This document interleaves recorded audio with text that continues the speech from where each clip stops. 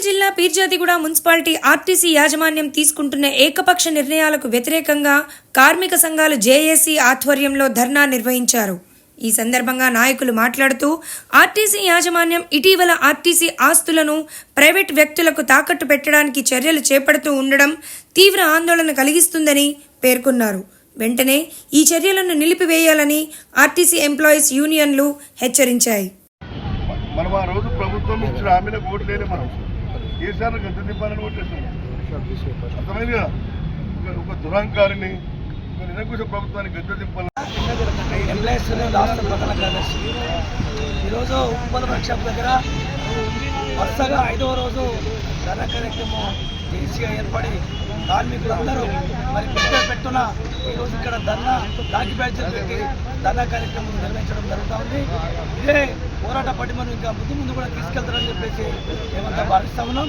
దీనికి మూల కారణం ఈరోజు ఆర్టీసీ యాజమాన్యం ఏకపక్షంగా ఉప్పల్ వర్క్షాపును, మియాపూర్ వర్క్షాపును మూసివేసి కరీంనగర్ వర్క్షాప్కు వీళ్ళందరినీ అక్కడికి తరలించేటువంటి ఒక జీవో సర్కులర్ ఆగస్టు 10 యాజమాన్యము తీసుకురావడం జరిగింది.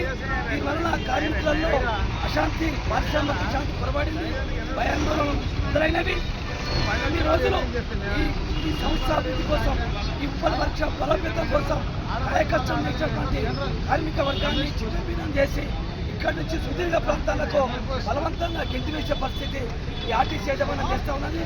అదేవిధంగా మహబూబ్నగర్ రీజన్ నుంచి బస్సులను మెయింటెనెన్స్ కావచ్చు, వివిధ పనులకు వర్క్షాప్ పనులకు వచ్చేటువంటి దూర ప్రాంతాలు వచ్చే వాటికి సౌకర్యం లేకుండా ఇంకా విపరీతంగా ఆర్టీసీ నష్టాలకు కూరుకుపోవడానికి ఈ వర్క్షాప్లను మూసివేసే చర్యలు ఈ ప్రభుత్వం యాజమాన్యం చేపడతా ఉంది. కాబట్టి వెంటనే ఈ వర్క్షాప్ మూసివేసే నిర్ణయాన్ని ఈ యాజమాన్యము విడనాడి విధాన ప్రకటన చేసి మూసివేస్తలేం, యథావిధిగా కొనసాగిస్తామని చెప్పేసి యాజమాన్యం ప్రకటన చేసేంత వరకు ఈ ఆందోళన కార్యక్రమాలు ఇదే విధంగా కొనసాగుతాయి.